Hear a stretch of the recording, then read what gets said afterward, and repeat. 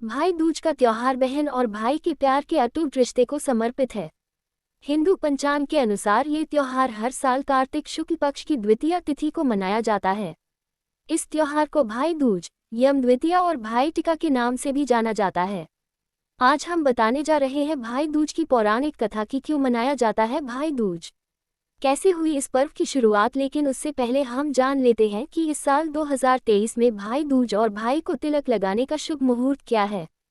भाई दूज चौबरिया मुहूर्त। भाई दूज 15 नवंबर को बहन से टीका लेने के लिए शुभ चौबरिया इस प्रकार है।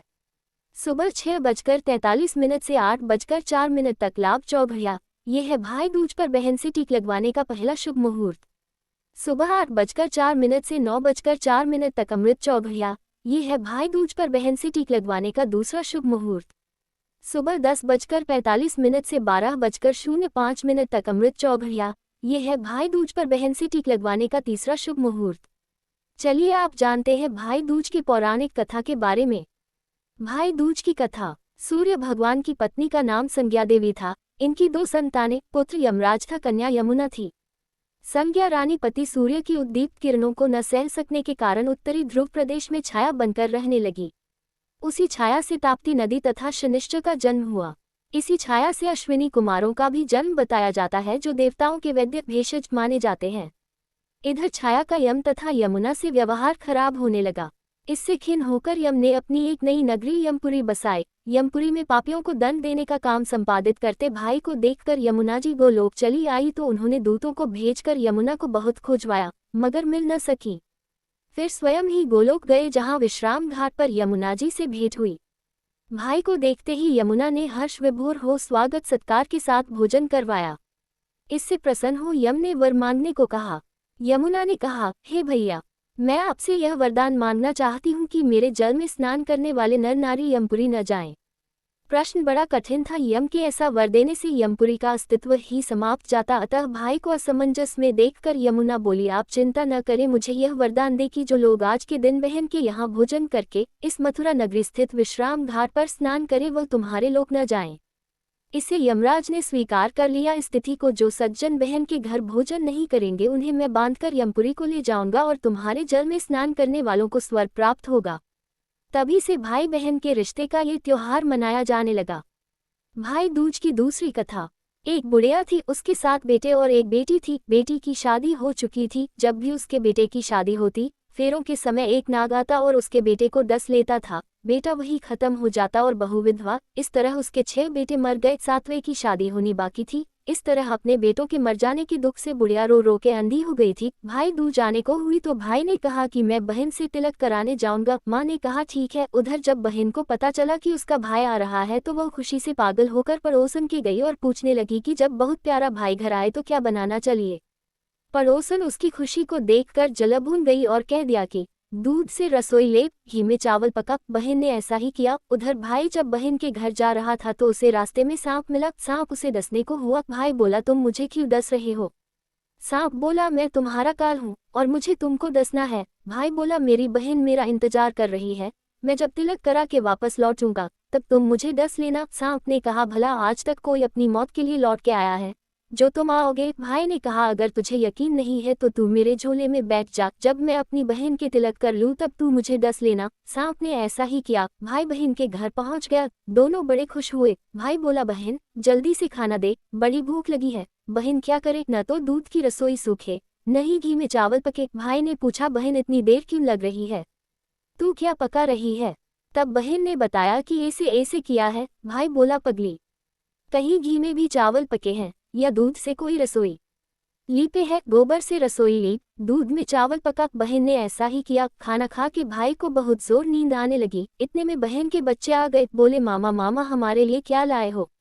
भाई बोला, मैं तो कुछ नहीं लाया। बच्चों ने वह झोला ले लिया जिसमें सांप था। जैसे ही उसे खोला, उसमें से हीरे का हार निकला। बहन ने कहा, भैया तूने बताया नहीं कि तू मेरे लिए इतना सुंदर हार लाए हो। भाई बोला, बहना तुझे पसंद है तो तू ले ले, मुझे हार का क्या करना। अगले दिन भाई बोला, अब मुझे जाना है, मेरे लिए खाना रख दे। बहन ने उसके लिए लड्डू बना के एक डब्बे में रख के दे दिए।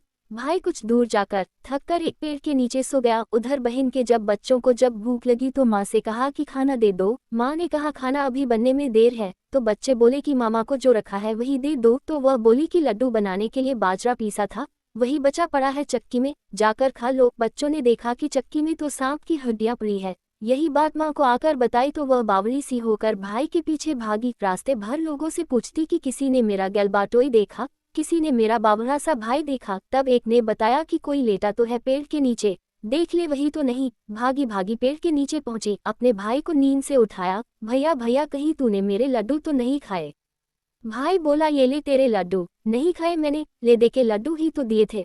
उसके भी पीछे पीछे आ गई। बहन बोली नहीं भाई, तू झूठ बोल रहा है, जरूर तूने खाया है, अब तो मैं तेरे साथ चलूंगी। भाई बोला तू न मान रही है तो चल। फिर चलते चलते बहन को प्यास लगती है, वह भाई को कहती है कि मुझे पानी पीना है।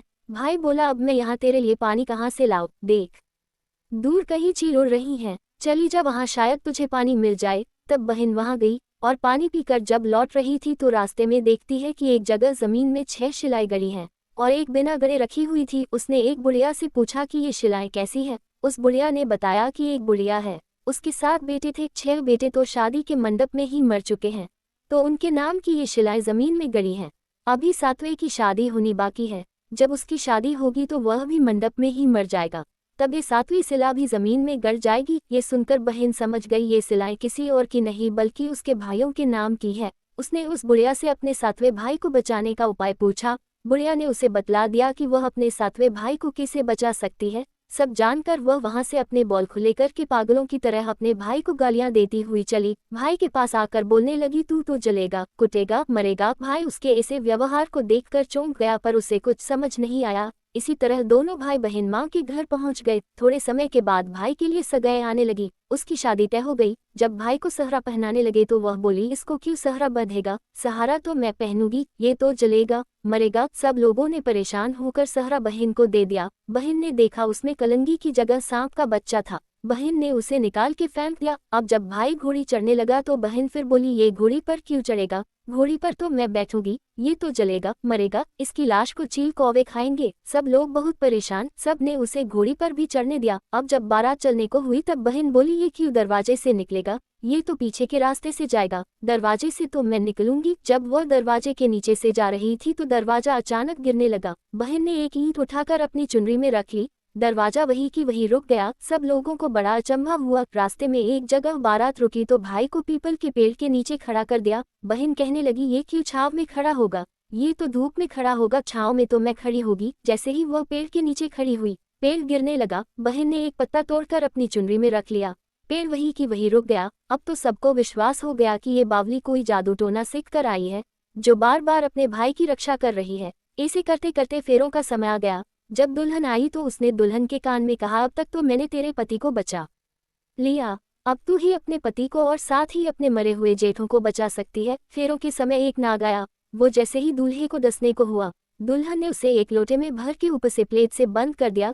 थोड़ी देर बाद नागिन लहर लहर करती आई, दुल्हन से बोली तू मेरा पति छोड़। दुल्हन बोली पहले तू मेरा पति छोड़। नागिन ने कहा ठीक है मैंने तेरा पति छोड़ा। दुल्हन ऐसे नहीं, पहले 3 बार बोल। नागिन ने 3 बार बोला, फिर बोली कि अब मेरे पति को छोड़। दुल्हन बोली एक मेरे पति से क्या होगा, हंसने बोलने के लिए जेठ भी तो होना चाहिए, एक जेठ भी छोड़। नागिन ने जेठ के भी प्राण दे दिए। फिर दुल्हन ने कहा एक जेठ से लड़ाई हो गई तो एक और जेठ छोड़, वो विदेश चला गया तो तीसरा जेठ भी छोड़। इस तरह एक एक करके दुल्हन ने अपने 6 जेठ जीवित करा लिए। उधर रो रो के बुढ़िया का बुरा हाल था कि अब तो मेरा 7वां बेटा भी बाकी बेटों की तरह मर जाएगा। गांव वालों ने उसे बताया कि उसके साथ बेटा और बहुएं आ रही है तो बुढ़िया बोली अगर यह बात सच हो तो मेरी आंखों की रोशनी वापस आ जाए और मेरे सीने से दूध की धार बहने लगे। ऐसा ही हुआ। अपने सारे बहू बेटों को देखकर वह बहुत खुश हुई, बोली ये सब तो मेरी बावली का किया है, कहाँ है मेरी बेटी। सब बहन को ढूंढने लगे, देखा तो वह भूसे की कोठरी में सो रही थी। जब उसे पता चला कि उसका भाई सही सलामत है तो वह अपने घर को चली। उसके पीछे पीछे सारी लक्ष्मी भी जाने लगी। बुढ़िया ने कहा बेटी पीछे मुड़ के देख, तू सारी लक्ष्मी ले जाएगी तो तेरे भाई भाभी क्या खाएंगे। तब बहन ने पीछे मुड़ के देखा और कहा जो माँ ने अपने हाथों से दिया वह मेरे साथ चल, बाद बाकी का भाई भाभी के पास रह। इस तरह एक बहन ने अपने भाई की रक्षा की।